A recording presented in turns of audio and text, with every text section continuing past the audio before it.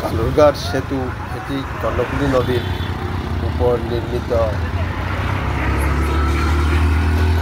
তৎকালীন ট্রেন এবং গাড়ি চলাচলের রাস্তা। স্মৃতিচিহ্ন।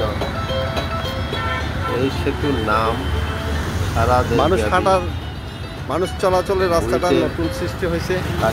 এখন আমরা মানুষ চলাচলের পথ দিয়ে হাঁটছি, আর 93 ট্রেন লাইন এবং বছরের কালুরঘাট গাড়ি একই পথে যাওয়া আসা হচ্ছে। ব্রিটিশ আমলের ব্রিজটা এখনো সুরক্ষিতভাবে রয়ে গেছে। চট্টগ্রামের শহরের মাধ্যমে কর্ণফুলী নদীর উপর অবস্থিত ডেভেলপ করা হয়েছে। রেল সড়ক সেতু 1930 সালে ব্রিটিশ শাসন আমলে কর্ণফুলী নদীর উপরে মূলত রেলপথের জন্য। পরবর্তীতে 1962 সালে সেতুটিতে পাটাতন স্থাপন করে যানবাহন চলাচলের উপযোগী করা হয়। সেতুটির দৈর্ঘ্য 239 মিটার। এটা তৈরি হয় 2টি এব্যাটমেন্ট, 6টি ইটের পিলার, 12টি স্টিলের পিলার এবং 19টি স্প্যান।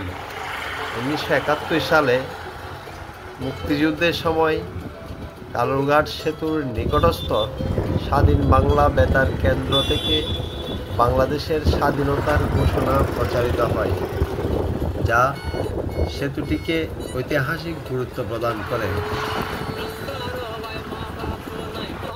বর্তমানে সেতুটি পুরানো হয়ে যাওয়ায় এবং যানবাহনের চাপ বৃদ্ধির কারণে এটি ঝুঁকিপূর্ণ হয়ে উঠেছে।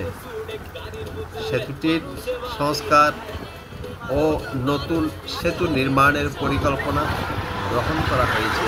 ইতিমধ্যে নতুন সেতুর নির্মাণ কাজ 2030 সালের ডিসেম্বরের মধ্যে সম্পন্ন করার লক্ষ্যমাত্রা নির্ধারণ করা হয়েছে। সম্প্রতি সংস্কার কাজের পর সেতুটি পুনরায় যানবাহন চলাচলের জন্য খুলে দেওয়া হয়েছে। তবে নতুন সেতু নির্মাণের পরিকল্পনাও চলছে। নতুন সেতু হলে এই অঞ্চলের পরিবহন ও অর্থনৈতিক কর্মকাণ্ডে আরও গতি আসবে বলে অনেকে আশা ব্যক্ত করেন।